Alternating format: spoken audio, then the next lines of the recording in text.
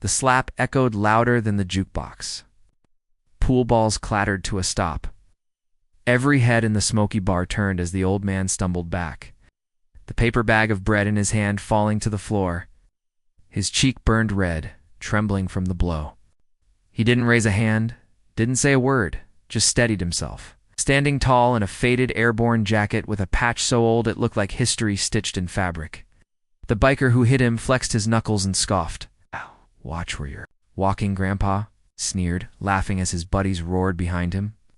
The old man didn't move. His breath was steady, eyes fixed straight ahead. Not at the man who struck him, but at something past him, something deeper, something earned. He bent down, picked up the crumpled paper bag, and made his way to the bar. Stool, not a single person helped. Not the bartender, not the man who'd just broken a pool cue over his leg in excitement 5 minutes ago. Everyone just watched, unsure whether to feel sorry or relieved they weren't next. He sat down quietly, pulled out his phone. One message, just one.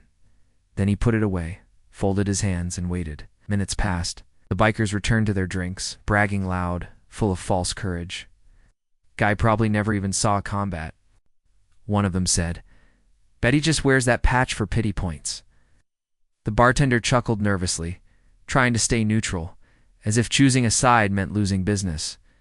No one noticed the sound at first.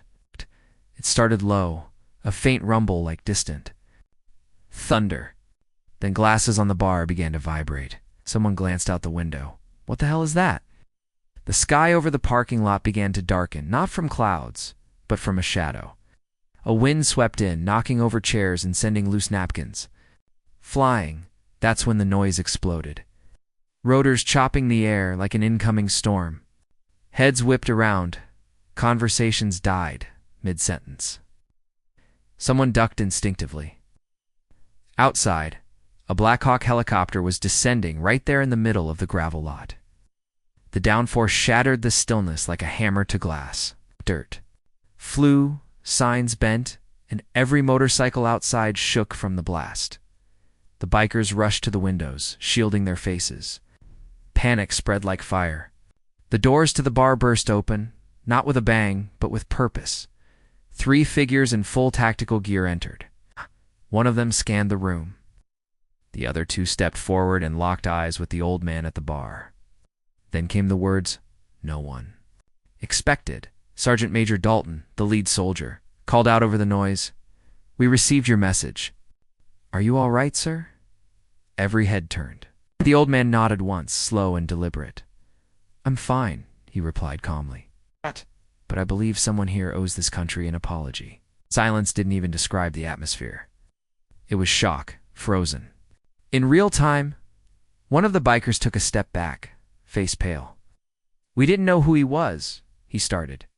"You didn't care who he was," the sergeant snapped. "That's the problem." Then he looked to the rest of the room.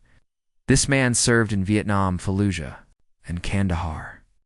He's been wounded 5 times, rescued over a dozen soldiers, and has more honor in his little finger than most of us ever will. And you?" He turned back to the man who slapped him, laid a hand on him because you thought he looked weak.